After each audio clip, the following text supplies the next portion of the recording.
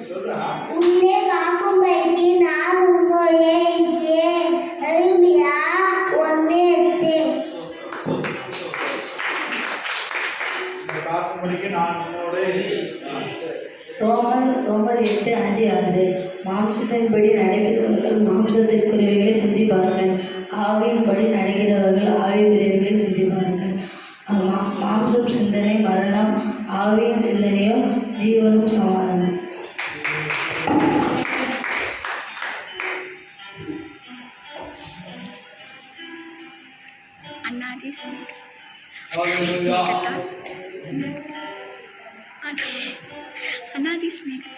சொல்லு சொல்லு. எரேமியா 31:3.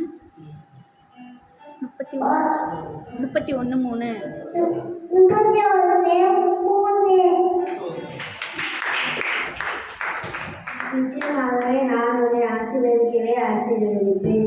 எபிரேயர் 6:14. அசைவில்லா ராஜ்யத்தை பெறுவதாகிய நாம் பயமும் பக்தியும் தேவனுக்கு பிரியமாய் ஆராதனை செய்யும்படிக்கு கிருபையை பற்றிக்கொள்ள கடவும். எபிரேயர் 12:28.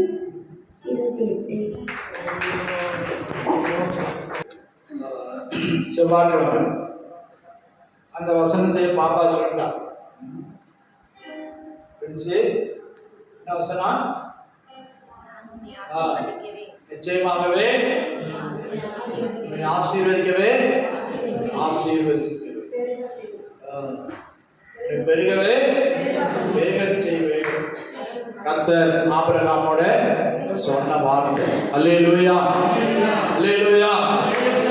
எபிரேயர் 6:14 வாசிங்க.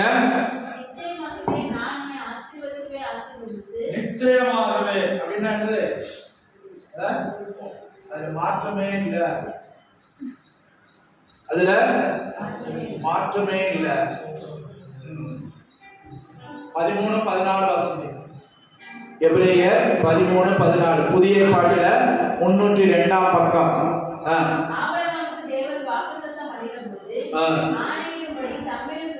ஆணையிடும்படி தம்மிலும் பெரியவர் ஒருவரும் இல்லாதபடினாலே தமது பேரிலே தானே ஆணையிட்டார். நிச்சயமாகவே நான் உன்னை ஆசீர்வதிக்கவே ஆசீர்வதித்து உன்னை பெருகவே பெருக பண்ணுவேன் என்றார். அல்லேலூயா அல்லேலூயா. கர்த்தருக்கு ஸ்தோத்திரம். இந்த அடுத்த வசனம் கூட வாசிங்க. அந்தபடியே ஆபிரகாம் பொறுமையாய் காத்திருந்து வாக்குத்தத்தம் பண்ணப்பட்டதை பெற்றார். அல்லேலூயா. வாக்குத்தத்தத்தை பெறுவதற்கு பொறுமை வேணும். அல்லேலூயா. பொறுமையாய் காத்திருந்து வாக்குத்தத்தம் பண்ணப்பட்டதை பெற்றார். அல்லேலூயா. இது எந்த சம்பவத்துல சொல்லப்படுது? இதை எபிரேய நிருபக்காரன் எடுத்து சொல்றான்.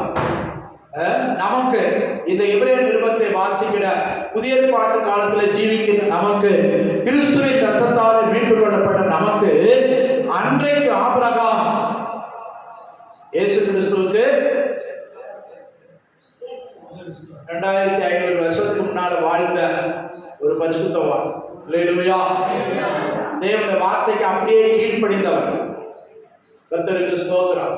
அவனுக்கு கர்த்தர் இந்த வாக்குத்தத்தத்தை கொடுத்தார். நான் உன்னை ஆசீர்வதிக்கவே ஆசீர்வதித்து உன் சந்ததியை பெருகவே பெருக பண்ணுவேன். அல்லேலூயா அல்லேலூயா.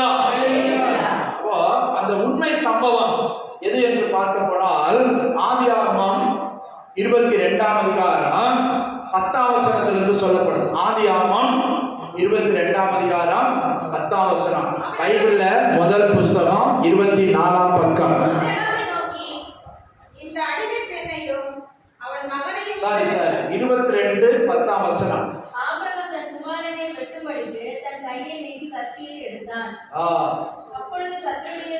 ஆதியாகமம் எல்லாரும் எடுத்தீங்களா? 22:10 பக்கம் 24. சரி. ஆபிரகாம் எப்ப என்ன செய்யும்போது தன் மகனை 10ஆம் வசனம் திரும்ப வாசிங்க. தன் குமாரனை வெட்டும்படிக்கு தன் கையை நீட்டி கத்தியை எடுத்தான். அல்லேலூயா. இன்னைக்கு நிறைய பேர் அப்பா மகனை வெட்டுறான், மகன் அப்பா வெட்டுறாங்க. கேட்டா சொத்து தவிர அப்பா எனக்கு பஞ்சம் பண்ணாரு, எனக்கு செய்ய வேண்டியதை செய்யல, எனக்கு தர வேண்டியதை தரல. நடக்குதா? பேப்பர் வாசிக்கிறீங்களா? சொந்த வீட்டுக்குள்ளேயே நடக்குது, கொலை நடக்குது. இல்லையா? உண்மை சொல்றா? சொந்த பிள்ளைங்களை தாய் தப்பனை வெட்டுறாங்க, புருஷனை வெட்டுறாங்க, பொண்டாட்டியை வெட்டுறாங்க, கொள்றாங்க. ஆனா இங்க வித்தியாசமான ஒரு சம்பவம். 1ஆம் வசனத்துல ஆண்டவர் சொல்றார், கர்த்தர் ஆபிரகாமை வாசிங்க. 1ஆம் வசனம், இந்த காரியங்கள் நடந்த பின்பு தேவன் ஆபிரகாமை சோதித்து பார்த்தார். அல்லேலூயா. எந்த காரியங்கள் இதெல்லாம் நடக்குது அவருடைய வாழ்க்கையில. எத்தனையோ மேடு பள்ளங்களை தாண்டி வந்திருக்கிற, வயதாகிவிட்டது, 125 வயசாச்சு. அல்லேலூயா. இப்போதும் ஆண்டவரே நீ விசுவாசிக்கிறாயா, கீழ்ப்படிகிறாயா என்று பார்ப்பதற்கு கர்த்தர் ஆபிரகாமை சோதிச்சு பார்த்தார். ஆண்டவர் எங்கேயுமே நரபலி கேட்கிற தெய்வம் இல்ல. நரபலி கேட்க நம்முடைய ஆண்டவர் நரபலி கேட்கிறவர் அல்ல, வாங்கினதும் இல்ல. மனுஷனை எனக்கு பலியிடுன்னு எந்த இடத்துலயுமே கேட்டு வாங்கினது இல்லை. இன்னைக்கு இந்துக்கள் சில இடத்துல செய்யறாங்க. நான் போயிட்டு வந்தேன் வட இந்தியா, வடகிழக்கு மாநிலத்தில் ஜார்க்கண்ட், அந்த இடத்தையும் பார்த்துட்டு வந்தேன். அந்த இடத்துல நரபலி கொடுக்குறாங்க. கங்கை ஆத்துல குழந்தைய கொண்டு போய் போட்டுட்டு திரும்பி பார்க்காம வர்றாங்க. இது அந்த ஆறு கடல் மாதிரி இருக்கு, கண்ணு கேட்கிற தூரம் இருக்குது அகலம். அதுல பாதி தூரம் போயிட்டு மந்திரவாதி சொன்னா, சாமியார் சொன்னா, நீ என்ன செய்ய, உன் குழந்தையில ஒரு குழந்தைய சாமி கொடுத்துட்டேன்னா வீட்டில் உள்ள தோஷம் நீங்கிடும், உன் வீடு சுபிச்சமா இருக்கும், ஆசீர்வதிக்கும். எப்படி? அதனால 3 மாசம் 6 மாசம் குழந்தைய குடிக்க ஆத்துல போட்டுட்டு திரும்பி பார்க்காம வராங்க. நடக்குது இந்தியாவில். அதுக்கெல்லாம் சட்டம் ஏற்றல. அல்லேலூயா. கிறிஸ்தவங்க மதம் மாத்துறாங்களா? நம்ம மதம் மாத்தல, மனம் மாத்துகிறோம். அல்லேலூயா. குடியிலிருந்து, பாவத்திலிருந்து, சாபத்திலிருந்து, அறியாமையிலிருந்து, பொல்லாத பழக்க வழக்கங்களுக்கு நீ மனம் மாறு. இதைத்தான் ஆண்டவர் விரும்புகிறார், இதைத்தான் ஆண்டவர் எதிர்பார்க்கிறார், இதைத்தான் ஆண்டவர் சொல்றார். அதைத்தான் நம்ம சொல்றோம். அல்லேலூயா, அல்லேலூயா. இப்போ ஆபிரகாமை சோதிச்சு பார்த்தாரு. எப்படி சோதிச்சு பார்த்தாரு? நீ உன் மகனை, ஆபிரகாமுக்கு நிறைய பிள்ளைகள் இருக்கு, ஆனா தன் மனைவிக்கு வாக்கு தத்துவத்தின்படி முதலாக விவாகம் செய்த மனைவி சாராளுக்கு ஒரே ஒரு பையன் தான் பிறந்தான். அது 100 வயசுல பிறந்தான். அல்லேலூயா. கண்ணத்தை பாருங்க, வாசிங்க 2ஆம் வசனம்.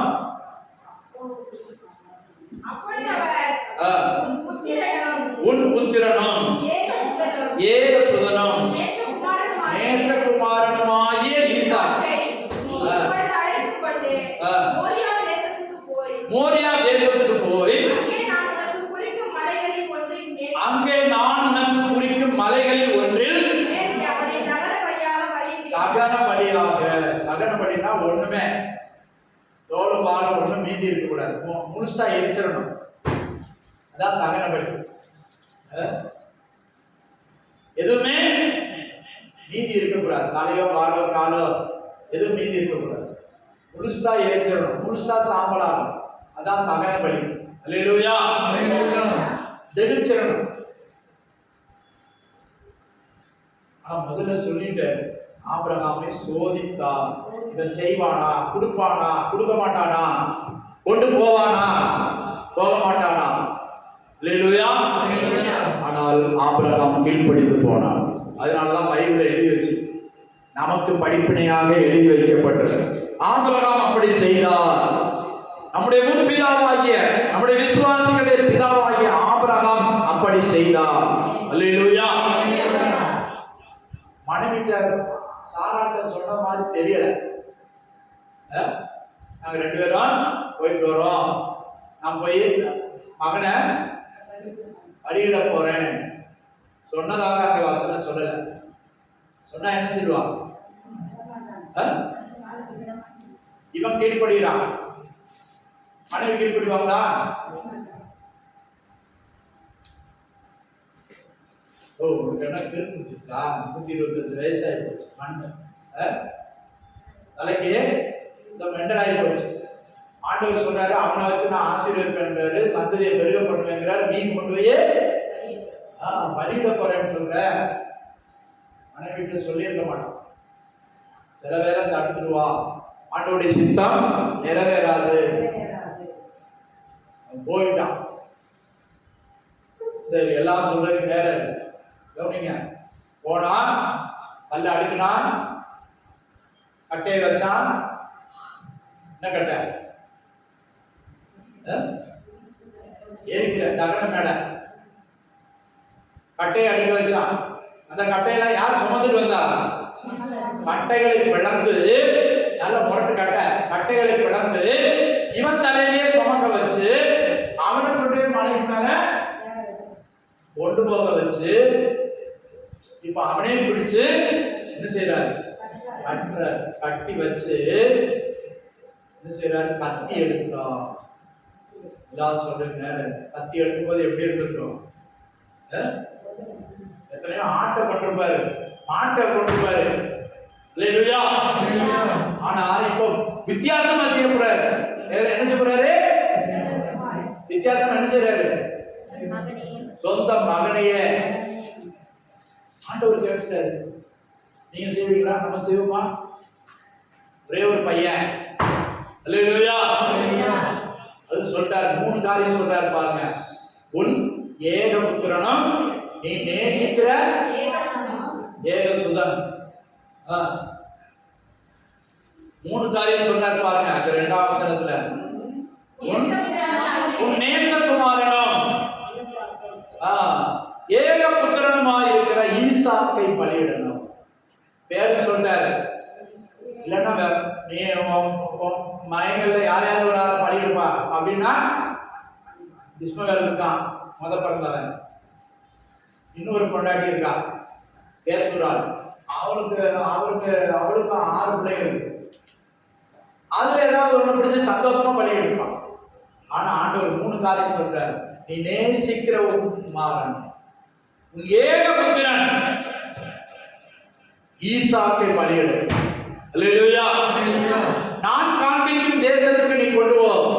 அங்கே இருக்கிற ஒரு மலையில, வீட்டுக்கு பக்கத்துல எங்கேயாவது ஒரு இடத்துல இல்ல, பலி செலுத்தணும்னா ஆண்டவர் சமூகத்துக்கு வரணும். அல்லேலூயா. இல்ல கவனிங்க, ஆபிரகாம் ஈசாக்கை கொண்டு போய் பலி செலுத்தின இடத்துலதான் தாவீது ஆலயத்தை கட்ட நினைத்தான். சொல்றது விளங்குதா? சாலமோன் கட்டின ஆலயம் எங்க தெரியுமா? ஈசாக்கு பலியிட்ட இடத்துலதான் சாலமோன் ஆலயத்தை கட்டினான். அது முதல்ல காடா இருந்துச்சு, ஜனவாசம் இல்லாமல் இருந்துச்சு. ஆபிரகாம் வசித்தது இன்னொரு இடம். ஆனா ஆண்டவர் சொல்ற 3 நாள் பிரயாணம் போ. கழுதையில பிரயாணம் போறாங்க வேலைக்காரங்க எல்லாரும். பிரயாணம் போய் அந்த மோரியா தேசத்துக்கு வந்து உட்காந்து காட்டுறாரு ஆண்டவர். இந்த தெரிவார், அந்த தூரமா தெரிவார் அந்த மலை. அங்க வந்த உட்பாடு கழுதையை நிறுத்தியாச்சு. இப்ப கழுதை மேல போகாது. யார் போறா? வேலைக்காரே நிறுத்தியாச்சு. சொந்த மகனே சுமக்க வைக்கிறான். அவனை எரிக்கத்தக்க கட்டைய முழுசையும் அவன் தலையில சுமக்க வச்சு 2 பேரும் போறாங்க. அல்லேலூயா, அல்லேலூயா. பக்தருக்கு சோதனை. அப்பதான் மகன் கேட்கிறான், அப்பா எல்லாம் இருக்குது, கத்தி எடுத்துருக்கீங்க, டீ கையில இருக்குது, விறகு இருக்கு, ஆனா பலியிடுவதற்கு ஆடு இல்லையே. ஆண்டவர் சொன்னாரு பலியிட சொன்னாரு சொன்னீங்களே, பலிக்கு மிருகம் இல்லையே. நீங்க ஆடும் ஆடதானே பலி செலுத்துவீங்க, இன்னைக்கு இல்லையே. அப்ப இவன் என்ன சொன்னான், கர்த்தர் யெகோவா ஈரே, யெகோவா ஈரே. யெகோவா ஈரே என்னது? கர்த்தர் தமக்குரியதை பார்த்துக் கொள்வார். அவருக்கு தானே பலியிட போறோம், அவர் பார்த்துக்குவார். அம்மா என்ன சொல்லுவோம், இந்தாண்டா பாரு பொண்ணை தாண்டா சொல்லியிருந்தான். அவனுக்கு என்ன ஆயிருக்கு?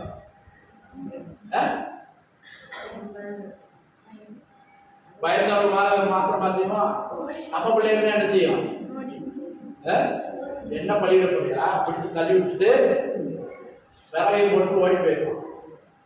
ஆனா அவன் என்ன சொல்றான், யெகோவா ஈரே, யெகோவா ஈரே, கர்த்தருடைய பர்வதத்தில் பார்த்துக் கொள்ளப்படும். நம்ம கவலை இல்லாம போவோம், நீ கவலைப்படாத. ஆனா இப்ப மனசுல எப்படி இருந்திருக்கோம், படப்படான்னு இருக்குமா? 2 பேரும் கூட போறோம், திருப்பி வரும்போது எப்படி வருவோம்? சாராவிட்ட நான் என்ன பதில் சொல்வேன்? இதெல்லாம் சிந்த ஓடி இருக்கோம். ஆனா அதை காட்டிலும் ஆண்டவர் கேட்டுட்டார், ஆண்டவர் கேட்டுட்டார், கேட்காதவர் கேட்டுட்டார். அல்லேலூயா. பாருங்க, நம்ம பிள்ளைகளை எப்படி வளர்க்குறோம். அவன் கெட்டி வச்சுட்ட பிற்பாடு அவன் அமைதியா இருக்கான். மற்ற பிள்ளைகள்னா எப்படி அங்க போய் பலிபீடம் தயார் பண்ணியாச்சு, அதெல்லாம் பறக்கி அடிக்கையாச்சு. நீங்க சூழ்நாட்டை பார்த்துருக்கீங்களா? பார்த்ததான் பார்க்காட்டாலும் பைபிள்ல சொல்லியிருக்கு, பலிபீடத்துல முதல்ல கல் எடுக்கணும், கல்லுக்கு மேல விறகு அடுக்கி ஒரு மனுஷனா ஒரு ஆணா பெண்ணா முழுசு எரிகிற அளவுக்கு விறகு அடுக்கி அதுக்கு மேல அவனை படுக்க வைக்கிற. படுக்க வச்சாலும் ஒரு மனுஷனை கொலை பண்ணும்போது கை காலம் தூக்கி விரைக்கணும். அப்போ என்ன ஆகும், கை காலம் அடிச்சுன்னா அந்த விறகு செதறி போகும், அப்புறம் கல் சரிஞ்சு போகும், அப்புறம் பலி நிறைவேறாது. அதுதான் கையை காலையும் கட்டுறது. சும்மாவே கட்டிடுவாங்க, செத்த உட்பாடே கட்டுறாங்க. மனுஷன் கெட்டு கட்டி கட்டி எங்கடா போற, எத்தனை கட்டு கட்டுறாங்க?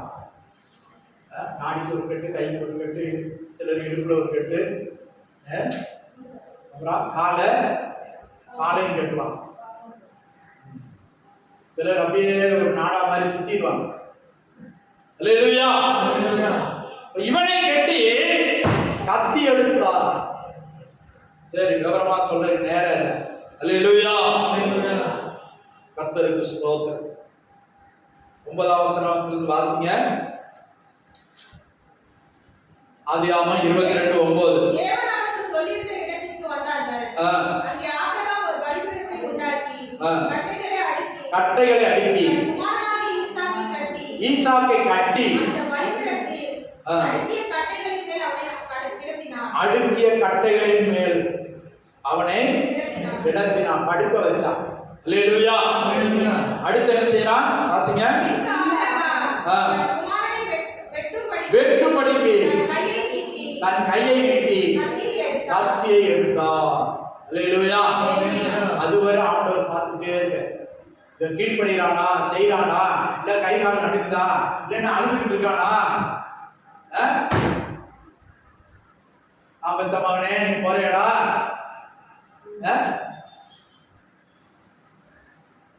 நம்ம அந்த இடத்துல இருந்தோம்னா எப்படி பார்க்கணும்? நம்மகிட்ட ஆண்டவர் கேட்டுட்டாங்க, நம்ம செய்வோமா செய்ய மாட்டோம். ஆண்டவர் வேண்டாம், ஒன்று வேண்டாம். ஆண்டவராவது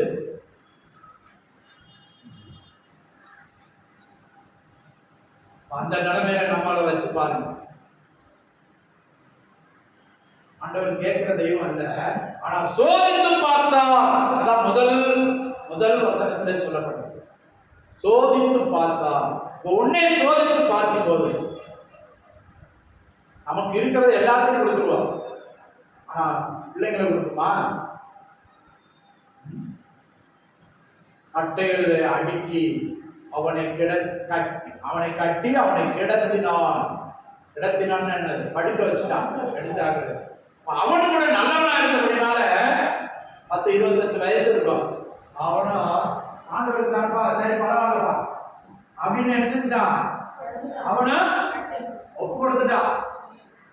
ஈசாக்க குறிச்சு அவங்க மகன் சொல்லும்போது, ஈசாக்கு பயபக்திக்குரியவர். அப்பா எப்படிப்பட்டவர்? தேவனுக்கு பயபக்தியா இருந்தாரு. யாக்கோபு அடிக்கடி சொல்றான், எங்க அப்பா தேவனுக்கு பயமும் பக்தியும், அதான் பயபக்திக்குரியவர், தேவனுக்கு பயப்படுகிறவர். அப்பா பலிபீடத்தின் மேல படுக்க வச்சப்போ, பரவாயில்லப்பா என்ன பலியா கொடு நம்ம சொல்லுமா?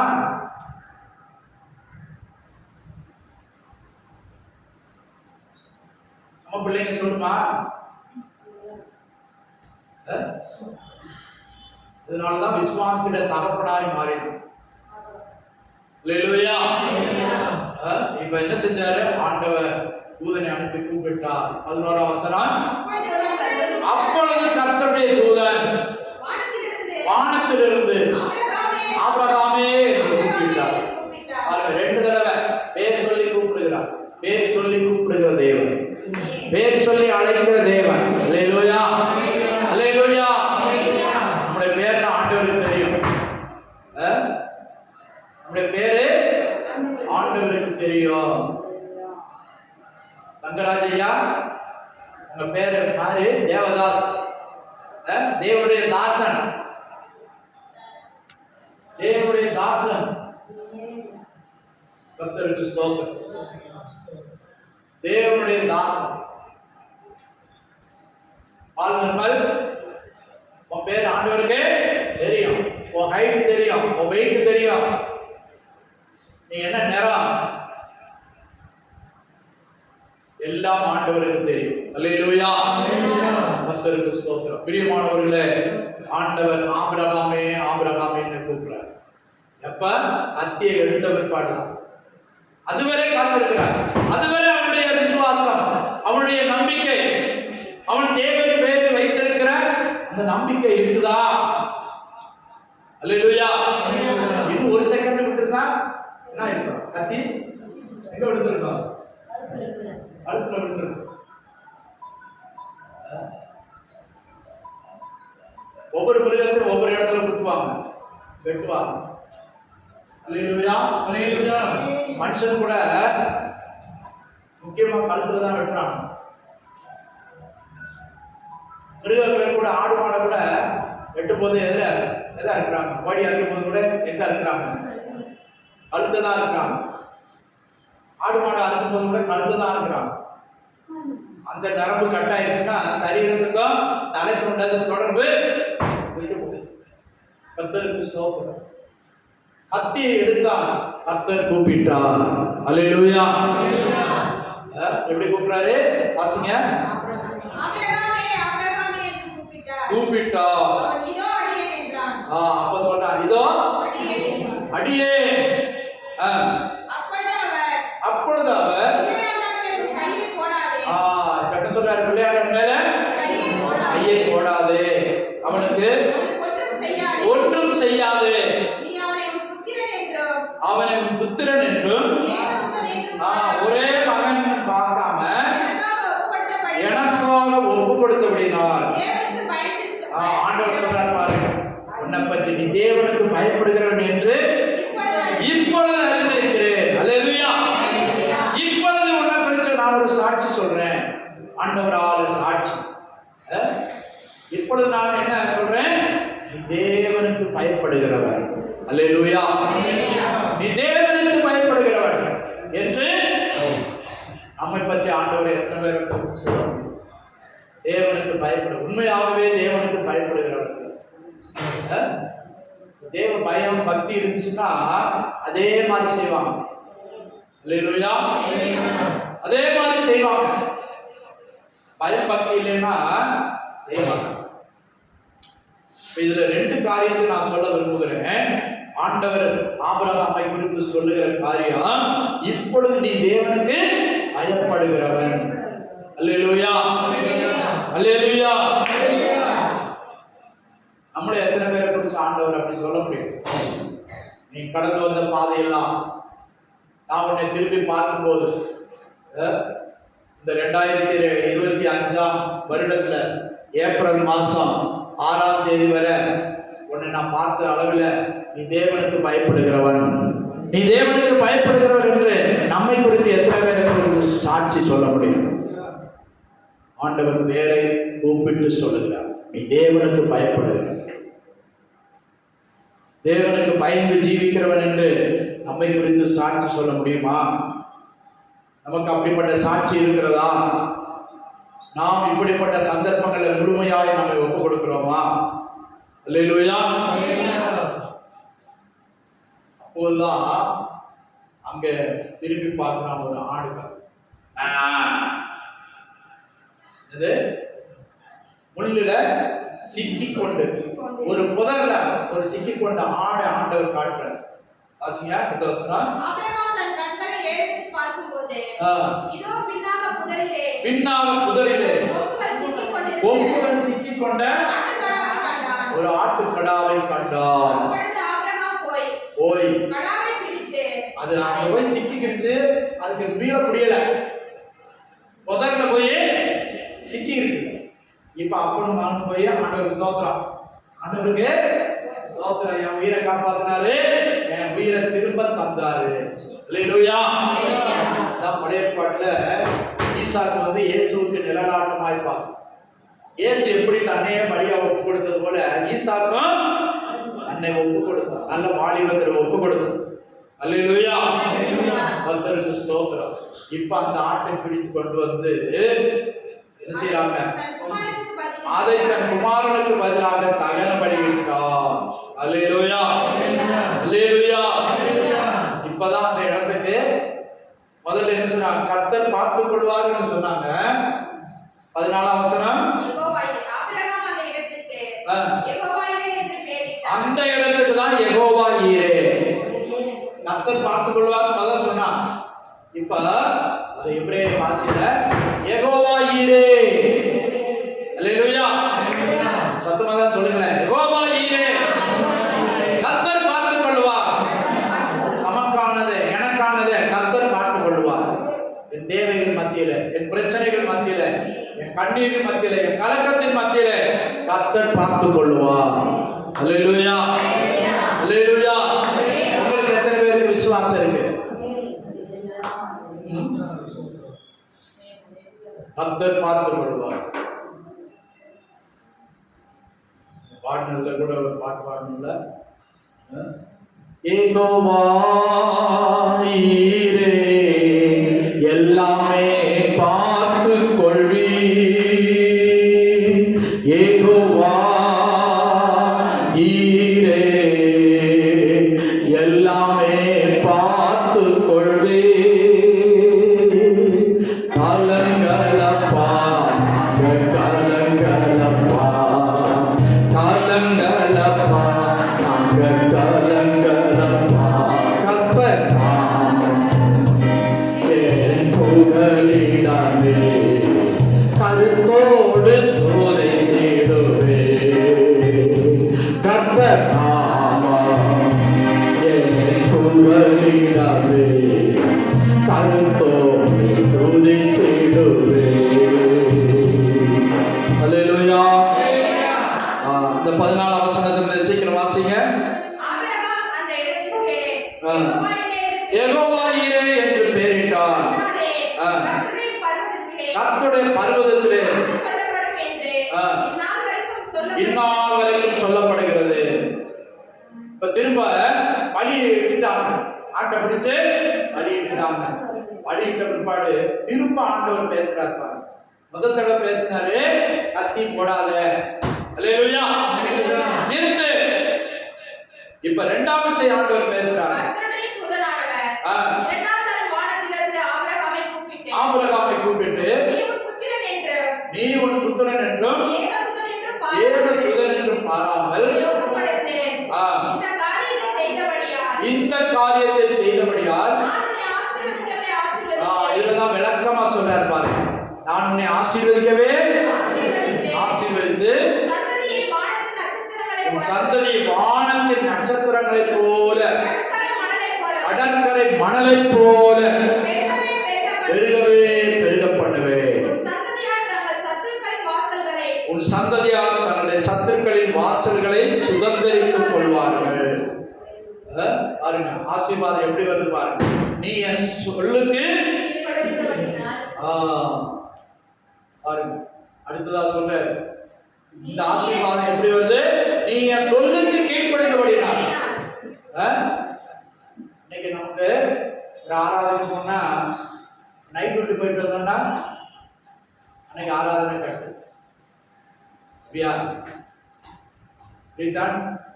நைட் விட்டு பார்த்தியா?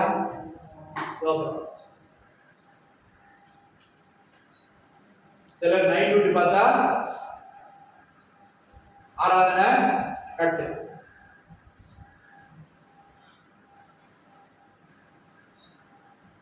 சிலருக்கு ஏதாவது ஒரு காரியம்னா ஆராதனை முடைக்கிறாங்க. அவனுடைய கீழ்ப்படுதல் நம்முடைய கீழ்ப்படுதல் பாரு. ரெண்டு காரியத்தை சொல்ல, நீ தேவனுக்கு பயப்படுகிறவன் என்று இப்பொழுது அறிந்திருக்கிறேன். 18ஆம் வசனத்துல சொல்றாரு, நீ என் சொல்லுக்கு கீழ்ப்படிந்தபடினா உன் சந்ததிக்குள் பூமியில் உள்ள எல்லா ஜாதிகளும் ஆசீர்வதிக்கப்படும். உன் சந்ததிக்குள் பூமியில் உள்ள எல்லா ஜாதிகளும் ஆசீர்வதிக்கப்படும். அது அவன் சந்ததிக்குள்ள பூமியில் உள்ள எல்லா ஜாதியும் எப்படி ஆசீர்வதிக்கப்படும்?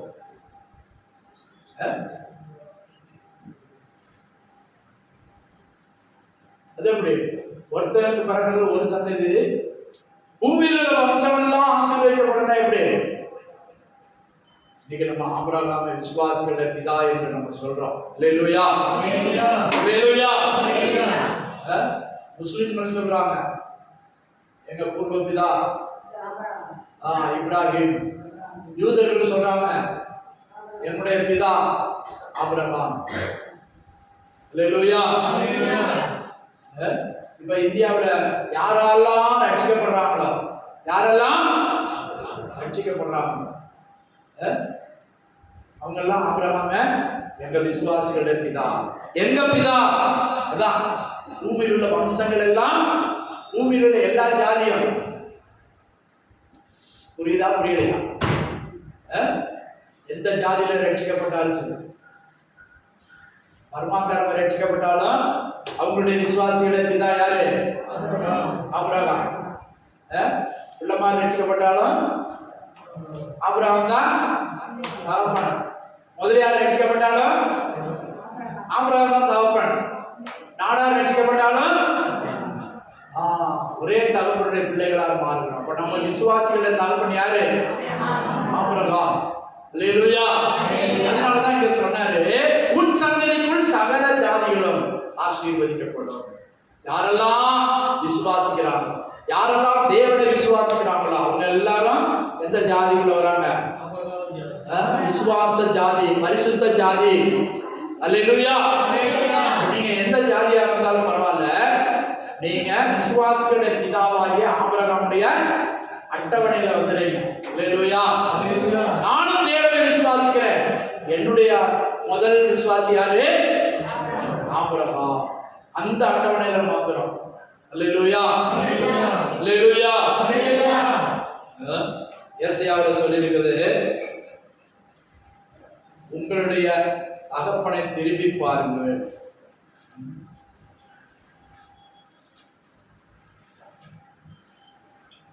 உங்களுடைய கனி கற்பத்தை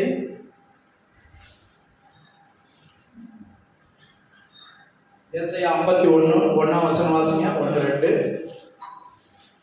ஏசாயா 51 பழைய ஏற்பாட்டுல 857 பக்கம். எனக்கு செவிகொடுங்கள். நீங்கள் வெட்டி எடுக்கப்பட்ட கண்மலையையும் நீங்கள் தோண்டி எடுக்கப்பட்ட துறவின் குழியையும் நோக்கி பாருங்கள். உங்கள் தகப்பனாகிய ஆபிரகாமையும் உங்களை பெற்ற சாராளையும் நோக்கி பாருங்கள். அல்லேலூயா. என்ன சொல்ற? உங்கள் தகப்பனாகிய ஆபிரகாம். நம்ம எல்லாருக்கும் ஒரே பிதா இருக்கிறாரு ஆண்டவர். ஆனா விசுவாசத்துல தகப்பன் யாரு? நமக்கு மாதிரியாக தகப்பன் யாரு? ஆபிரகாம். உங்கள் தகப்பனாகிய ஆபிரகாமை உங்களை பெற்ற சாராளையும் நோக்கி பாருங்கள். அவன் ஒருவனாய் இருக்கையில் நான் அவனை அழைத்து அவனை ஆசீர்வதித்து அவனை பெருக பண்ணினேன். அல்லேலூயா, அல்லேலூயா. எப்படி பெருக பண்றாராம்? வானத்திலே நட்சத்திரங்களை போல. ஆண்டவர் முதலே தான் சொன்னார், பிள்ளை இல்லாமல் இருக்கும் போதே சொன்னார். வெளியே காட்டிட்டு வந்து ஒரு பௌர்ணமி அன்னைக்கு வெளியே அண்ணாந்து பாரு, நட்சத்திரத்தை என்ன முடியுமா? நல்ல பௌர்ணமி அன்னைக்கு பாருங்க, மேகமே இல்லாத அன்னைக்கு நட்சத்திரங்கள் பூத்து குலுங்கிறதை பாருங்க. அதை என்ன முடியுமா? முடியாது. இன்னும் ஆவிக்குரிய விதத்தில் சொல்ல போனா உயரத்தில் உள்ள ஆசீர்வாதம், பரலோக ஆசீர்வாதம், மேன்மையான ஆசீர்வாதம். பாருங்க, ஆபிரகாமுடைய சந்ததி இஸ்ரவேல் ஜனங்களை கர்த்தர் அனந்த ஞானத்தை கொடுத்து ஆசீர்வதி. பேசும் டிவி கண்டுபிடிச்சவங்க அவங்கதான். செல்போன்ல ஒவ்வொரு காரியத்தையும் சிப்பு இதெல்லாம் கண்டுபிடிச்சவங்க யாரு? எல்லாம் இஸ்ரவேல் நாட்டுக்காரங்க.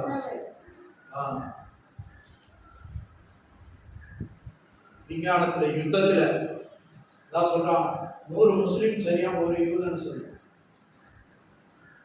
மண்டை அப்படிப்பட்ட மண்டை, புத்தி, தைரியம், திறமை எல்லாம் இருக்கு. இது யார் கொடுத்தது? நான் சந்ததி ஆசீர்வதிக்கவே ஆசீர்வதிப்பேன் அன்னைக்கு கொடுத்தது. எழுத்தின்படியான அந்த சந்ததியை கர்த்தர் ஆசீர்வதிப்பார். ஆனால் ஆவிக்குரிய சந்ததியாக நம்மை ஆசீர்வதிப்பாரா? ஆசீர்வதிக்க மாட்டாரா? நம்ம கூட இருப்பாரா? இருக்க மாட்டாரா? இருப்பார். ஆனா நீ விசுவாசிக்க, விசுவாசித்தால் தேவனுடைய மகிமையை காண்பாய். புரியுதா? புரியல? ஆபிரகாம் தேவனை விசுவாசித்தால் அதை தேவன் நீதியாக கணக்கிட்டார். சும்மா விசுவாசம் இல்ல, சாதாரண விசுவாசம் இல்ல,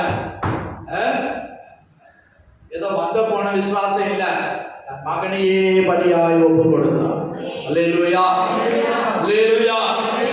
புதிய ஏற்பாட்டு காலத்தில் பிதாவாகிய தேவன் தன்னுடைய சொந்த குமாரனாகிய இயேசுவை நமக்காக பலியாய் ஒப்பு கொடுத்தார். அல்லேலூயா. அதன் நிழலாக தான் அங்க பார்க்கிறோம். இது பொருள். எது பொருள்? புதிய ஏற்பாட்டுல மெய்யாவே நடந்தது. ஒரு பொருள் இருக்கா, ஒரு நிழல் இருக்கும். புரியுதா?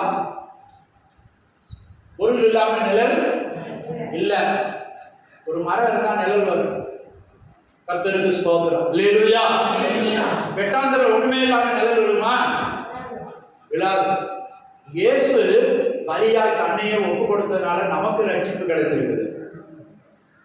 ஈசாக்கு தன்னை பலியாய் ஒப்பு கொடுத்ததுனால, ஆபிரகாம் விசுவாசத்தை கீழ்ப்படிந்ததுனால அந்த சந்ததியை கர்த்தர் ஆசீர்வதித்தார்.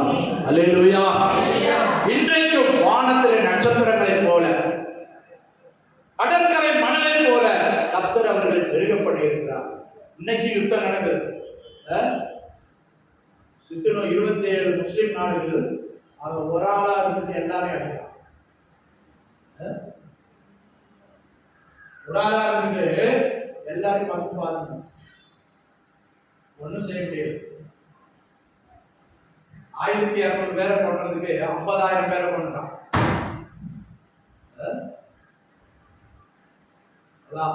நீ என்ன தொட்டுப்பார், புரியும். பண்டிகை கொண்டாடிக்கிட்டு 1200 பேரை கொண்டுட்டு 250 பேரை பிடிச்சு போயிட்டான். நம்மளே சொல்லி மனைய கைதிகளா பிடிச்சு போயிட்டான். இன்னும் 59 பேர் உயிரோடு இருக்கான். கொஞ்சம் பேரை தான் விடுவிச்சாங்க, நிறைய பேர் அங்கேயே இறந்துட்டான். அல்லேலூயா. இன்னைக்கு காசா எப்படி இருக்குது? மண்மேடா இருக்குது. உலக நாடுகள்லாம் நிறுத்து சொல்றான், போராட்டம் பண்றான், ஒன்றும் முடியல. நீ என்ன ஏன் தொட்ட? இவங்க ஊர்ல இருந்து தான் தண்ணி போயிட்டு இருந்துச்சான். தண்ணி, கரண்ட், மின்சாரம் எல்லாமே கொடுத்துட்டு இருக்காங்க. வேலை வாய்ப்பு, அங்க இருந்து இங்கே படிக்க வருவாங்களாம், கூலி வேலைக்கு வருவாங்களாம். எல்லாம் உதவி செஞ்சவன நன்றி கட்ட நாதாரிகள். இஸ்ரேல் நாட்டில் இருந்து தான் படிச்சுட்டு போவாங்களாம், கூலி வேலை செஞ்சுட்டு போவாங்களாம். இங்க வந்து விவசாய வேலை ஏன் பக்கத்துல தான் இருக்காங்க. அப்படி உன்னை வாழ வைக்கிறவனுக்கு துரோகம் பண்ணினா நல்லா இருப்பியா? நீங்க 50,000 பேரை செத்து மாட்டீங்க. இன்னைக்கும் அந்த ஒழிச்சு வச்சிருக்கிற அந்த எங்க ஆட்களை விட்டு நான் யுத்தத்தை நிறுத்துறேன்னு சொன்னா நிறுத்த மாட்டான். அவனுக்கு நம்பிக்கை இல்லை. அன்னைக்கு தாவீது கோலியாத்த பண்ணான்னா அவங்க ஆளுங்க தான். யாரு? பெலிஸ்தர். கோலியாத் எங்க இருந்து வந்தான்? காசாவில இருந்து வந்தான். அதே காசாவை தான் இன்னைக்கும் யுத்தம். அல்லேலூயா. ஆனால் இஸ்ரவேல் ஜனங்களை கர்த்தர் பாதுகாத்து காப்பாற்றுகிறார். ஆவிக்குரிய இஸ்ரவேலராய் நாம் எப்படி இருக்கிறோம், எப்படி நாம் விசுவாசிக்கிறோம்? 2 காரியங்கள் சொல்லப்படுகிறது. நீ இப்பொழுது தேவனுக்கு பயந்திருக்கிறவன் என்று நான் அறிகிறேன். 2வது காரியம் சொல்றார், நீ என் சொல்லுக்கு கீழ்ப்படிந்தபடினாலே உன் சந்ததியை நான் ஆசீர்வதிப்பேன். நல்ல விளையாட்டு. ஆண்டவர் பொண்ணு வெள்ளி கேட்கல, ஒண்ணு தேவ பக்தி இருக்கணும், 2வது ஆண்டவருடைய வார்த்தைக்கு கீழ்ப்படியணும். அல்லேலூயா, அல்லேலூயா. ஆண்டவர் மேல அன்பு இருந்துச்சுன்னா இதெல்லாம் காணாம வரும். தேவ பக்தியும் பயம் இருக்கணும், சொல்லுக்கு கீழ்ப்படியணும். கேரளத்துல ஒரு மலையாளி சொன்னாரு, நம்ம பையன் ரொம்ப நல்ல பையங்க, எந்த குற்றமும் சொல்ல முடியாது. ஆனா ஒரே ஒரு காரியம், பிடிச்சா வரத்துல பறஞ்சா கேட்கல. அப்படின்னா கூப்பிட்டா வரமாட்டான், சொன்னா கேட்க மாட்டான். 2 காரியம் தாங்க, வேற எந்த குறையும் என் பிள்ளைக்கு இல்லை. எப்படி இப்படிதான் புரியலையா? கூப்பிட்டா வரமாட்டான், சொன்னா கேட்க மாட்டான். இது மாத்திரம் தாங்க. இது போதாதான்? மற்றபடி பிள்ளை ரொம்ப நல்ல பிள்ளை. இது மாதிரி தான் நம்ம இருக்கணும். பலர் ஆண்டவருக்கு அப்படியே கீழ்படி இருக்குது. சொன்னா கேட்கறதில்ல, கூப்பிட்டா வர்றதில்லை.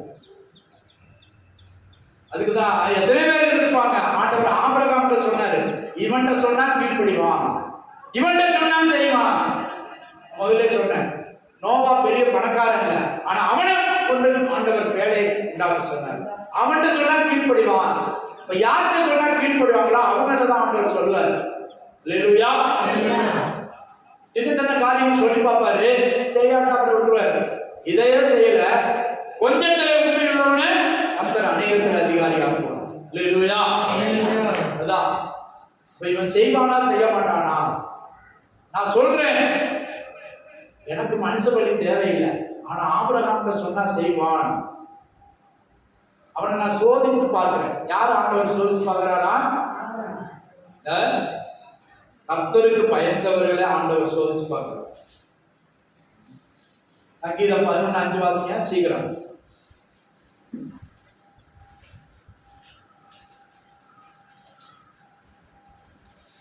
கர்த்தர் நீதிமானை சோதித்து அறிகிறார். துன்மார்க்கரையும் கொடுமையில் ஈடுபட்டவரையும் அவருடைய உள்ளம் வெறுக்கிறது. கர்த்தர் யாரை சோதிக்கிறாரா? நீதிமானை. அவர் சோதிக்க மாட்டாரு, சோதனைக்கு ஒப்பு கொடுப்பார். நல்லா புரிஞ்சுக்கங்க. கர்த்தர் ஒருவரை கொல்லாமல் சோதிக்கிறவர் அல்ல. சிலர் நிறைய பேர் சொல்றது என்ன, ஆண்டவர் எனக்கு தான் சோதனை கொடுக்குறாரு, எனக்கு தான் சோதனை மேல் சோதனை. அப்படி சொல்லக்கூடாது. கர்த்தர் ஒருவரையும் கொல்லாமினால் சோதிக்கிறவர் அல்ல. சோதனைக்கு அனுமதிப்பார். சோதிக்கிறவன் யாரு? பிசாசு. யாக்கோபு 1:13 வாசிங்க. புதிய ஏற்பாட்டுல யாக்கோபு எழுதின நிருபம் 1:13.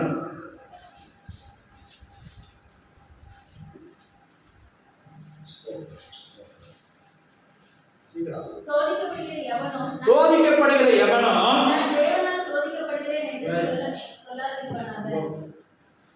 சோதிக்கப்படுகிற எவனும் நான் தேவனால் நான் தேவனால் சோதிக்கப்படுகிறேன் என்று சொல்லாதிருப்பானாக. தேவன் பொல்லாங்கினால் சோதிக்கப்படுகிறார். தேவன் பொல்லாங்கினால் சோதிக்கிறவர் அல்ல. ஒருவனையும் அவர் சோதிக்கிறவரும் அல்ல. ஒருவனையும் அவர் சோதிக்கிறவரும் அல்ல. அவனவன் தன் சுய இச்சையினாலே இழுக்கப்பட்டு அவனவன் சுய இச்சையினால் இழுக்கப்பட்டு சிக்குண்டு சோதிக்கப்படுகிறான். எப்படி சோதிக்கப்படுறான்? ஆசைப்படுறது, ஆசைப்பட்டு மாட்டிக்கிறது. ஏவாள்கிட்ட சொன்ன அந்த பழத்தை பறிக்காத பிசிக்காத, ஆனா இவங்க போய் பார்த்தா பார்வைக்கு இன்பமும் புசிப்புக்கு ஏற்றதுமா இருக்கு. பார்த்தாலே சிலர் புளியங்காய் பார்த்தாலே மாங்காய் பார்த்தாலே என்ன செய்யும்? வாயில வச்சு விடும். எப்படியாவது சாப்பிடணும். அது அடுத்த விட்டு மாங்காய் இருந்தாலும் சரி. இப்படிதான் இங்க ஆண்டவர் என்ன சொல்றார்? பொல்லாங்கினால் ஒருவரையும் சோதிக்கிறவர் அல்ல. அப்ப இனிமேல் நம்ம ஆண்டவரை சொல்லக்கூடாது. ஆண்டவர் எனக்கு தான் சோதனை, எனக்கு தான் அந்த வேதனை. நீதிமான சோதிச்சு பாருங்க. அல்லேலூயா. யோபு கூட சொல்றான், நீர் என்னை சோதிச்சு பாரு, நீர் என்னை சோதித்த பின் நான் எப்படி பொன்னாக விளங்குவேன். யோபின் புஸ்தகத்தில் வாசித்து பாருங்க. 29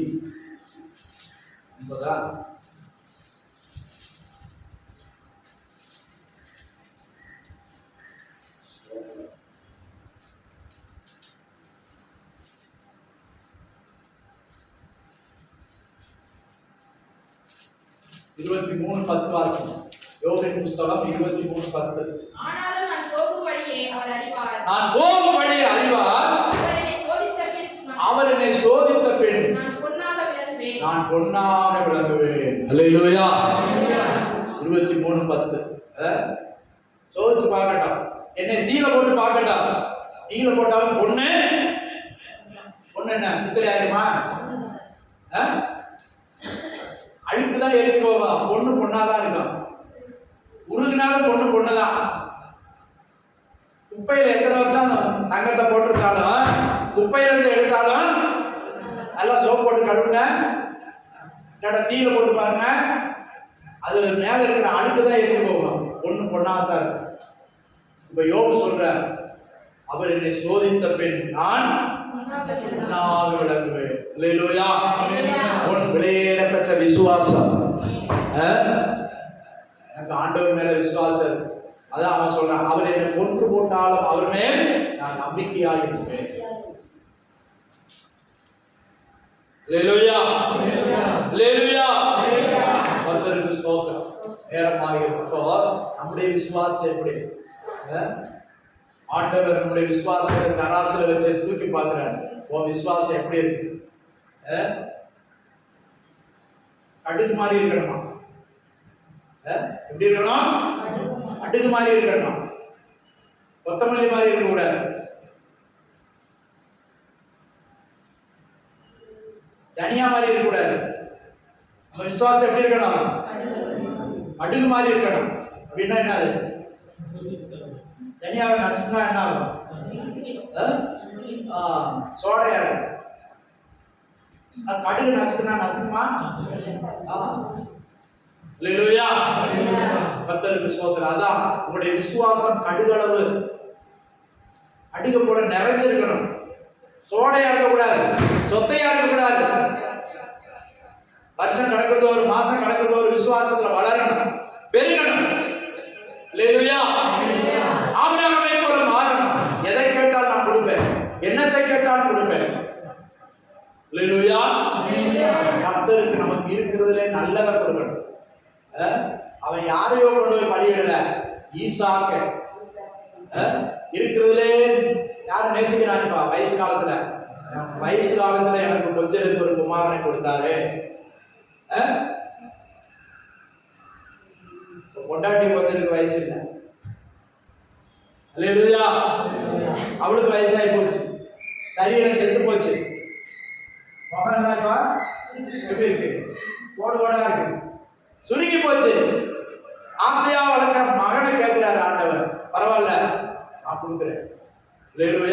அல்லேலூயா. ஈசாக்கும் ஆண்டவர் என்ன கேட்டாராப்பா, பரவாயில்ல நான் என்ன கொடுக்குறேன், கொடுக்கிற இருதயம் உனக்குள்ளதே அல்ல, முதல்ல உன்னை கொடு. ஆண்டவர் உனக்கு இருக்கிறத கேட்கல, முதல்ல உன்னை முழுசா கொடு. உன்னை கொடு, உடலை கொடு, ஒப்பு கொடு, சாப்பிடு. அல்லேலூயா. நம்ம தான் ஆண்டவர் கேட்கிறார். பிரியமானவர்களே, ஏதோ கேட்கிறது மாத்திரம் அல்ல, காலங்கள் கடைசியாக மாறிக்கொண்டிருக்கிறது. ஆண்டவருடைய வருகை எப்போதுன்னு நமக்கு தெரியாது. பாருங்க, போன மாசம் கடைசியில பூகம்பம், பர்மாவில் பூகம்பம் சீட்டு கட்டு மாதிரி அப்படியே சரிஞ்சு விழுகுது. ஒரு பள்ளிவாசல்ல பக்கத்துல 700 பேர் தொழுதுட்டு இருந்தாங்க. பள்ளிவாசலே எடுத்து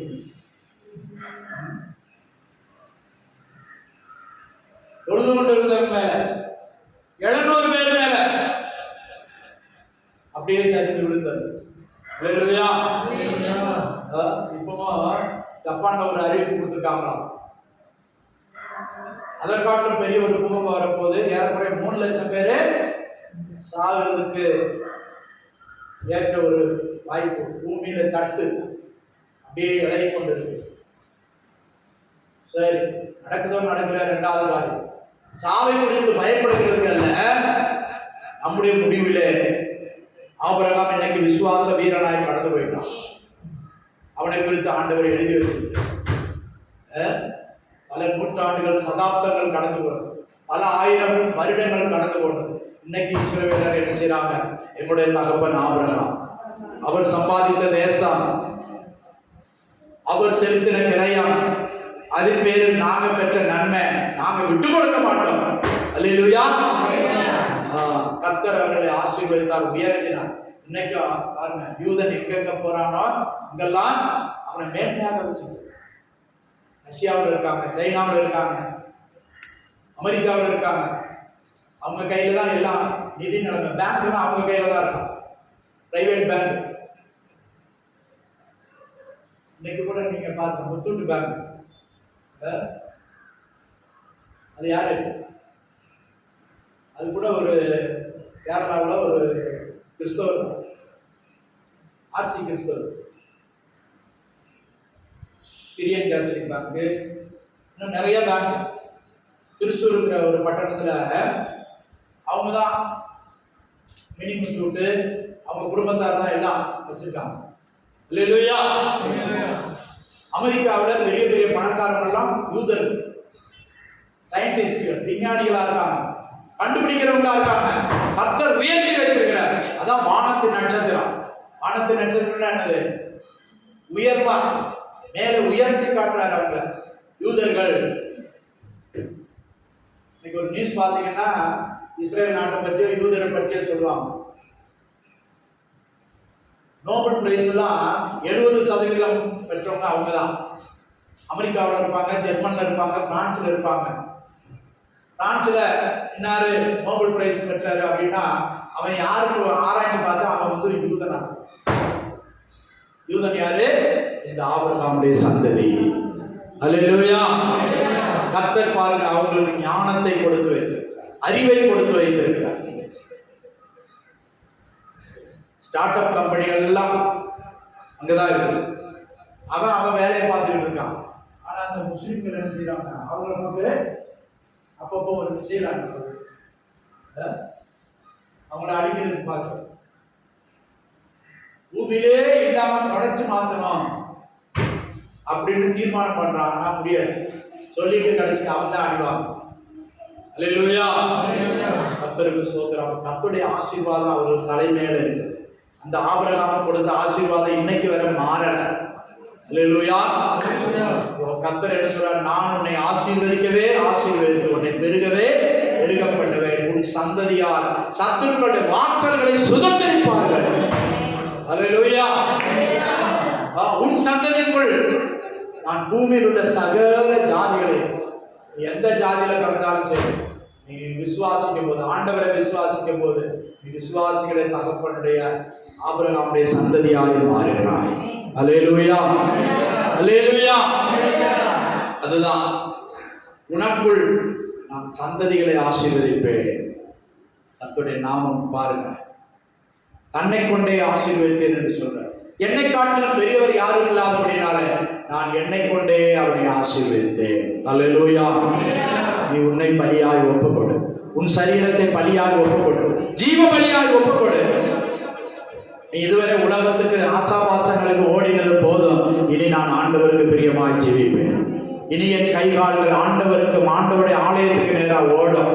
நான் ஜெபிப்பேன், நான் கொடுப்பேன், நான் ஆண்டவருக்காக ஜீவிப்பேன். ரோமர் 12 என்ன வாசிக்கிறோம்? நம்முடைய சரீரங்களை ஜீவ பலியாய் ஒப்புக் கொடுங்கள், இதுவே நீங்கள் செய்யத்தக்க புத்தியுள்ள ஆராதனை. எதை ஒப்புக் கொடுக்கணுமா? உங்க பணத்தை இல்ல, உங்கள் சரீரங்களை ஒப்புக் கொடுங்கள். வாசிங்க ரோமர் 12:1-2. நீங்கள் இந்த பிரபஞ்சத்துக்கு ஒத்த வேஷம் தெரியாமல், நீங்கள் இந்த பிரபஞ்சத்திற்கு ஒத்த வேஷம், பிரபஞ்சம்னா பூமி, உலகத்துக்கு ஒத்த வேஷம் தெரியாமல்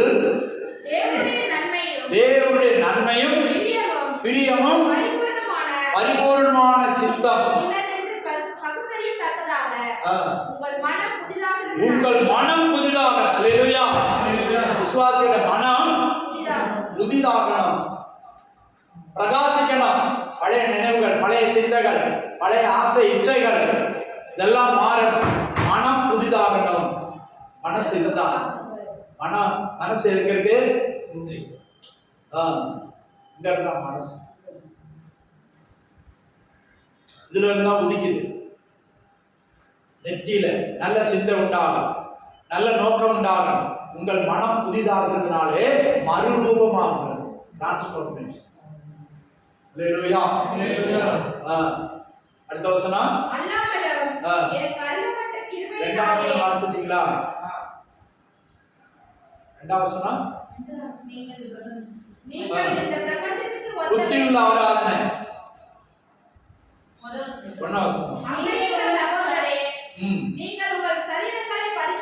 பரிசுத்தமும் தேவனுக்கு பிரியமான பலியா, ஜீவ பலியாக. செத்த பிற்பாடு இல்ல, என்னரா கொஞ்சம் வயசாகட்டும் ஐயா, சாகும்போது சங்கராசங்கரான்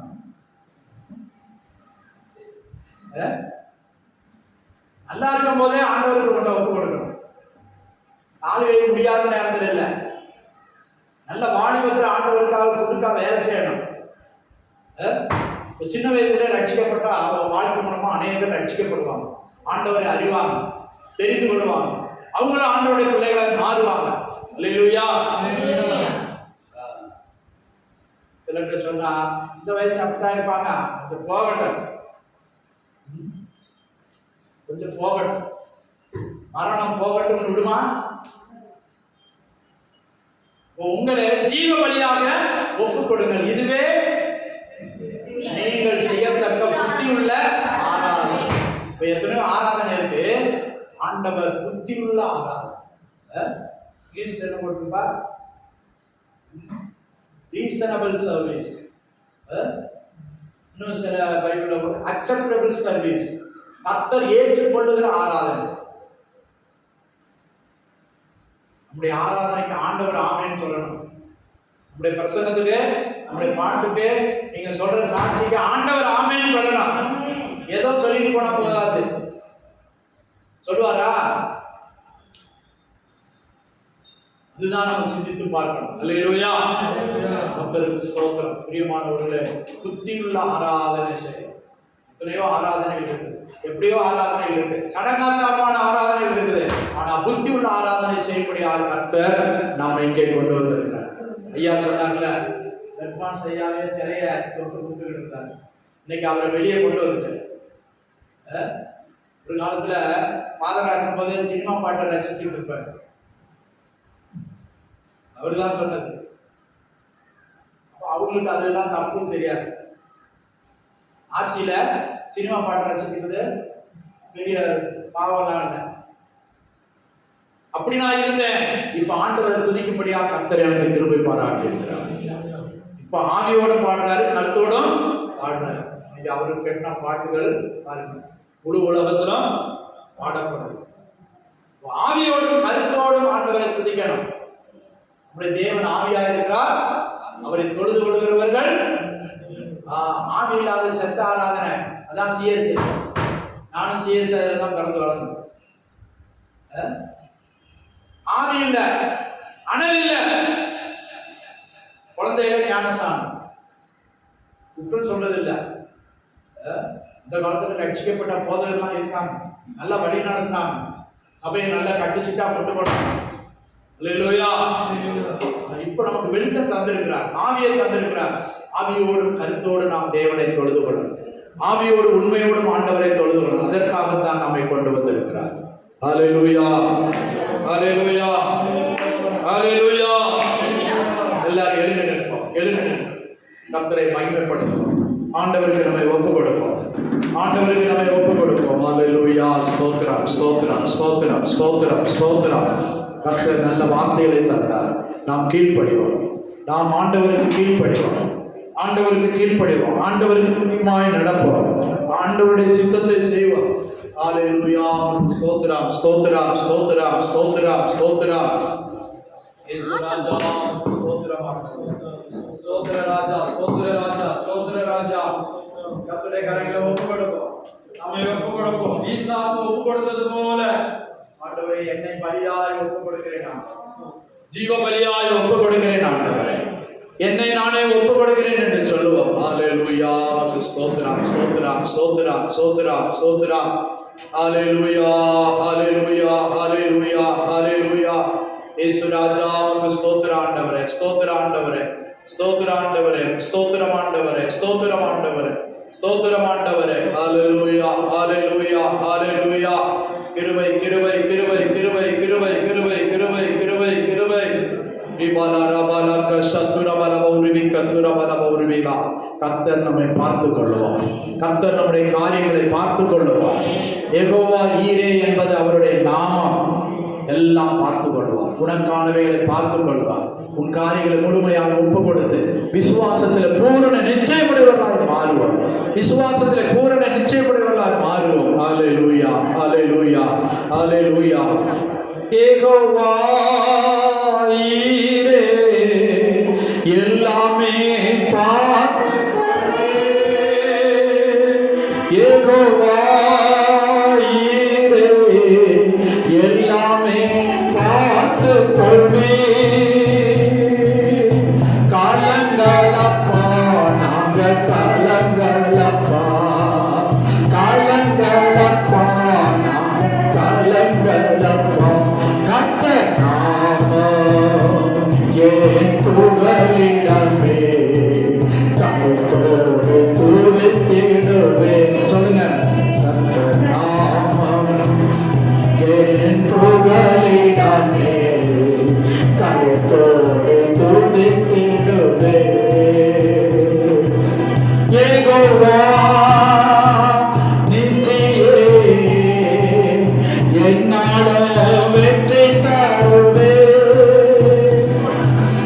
யெகோவா நித்தியே என்னாலும் வெற்றி தருவே. ஸ்தோத்திரமே அம்மா, ஸ்தோத்திரமே, ஸ்தோத்திரமே அம்மா, ஸ்தோத்திரமே. கர்த்தர் நாமம்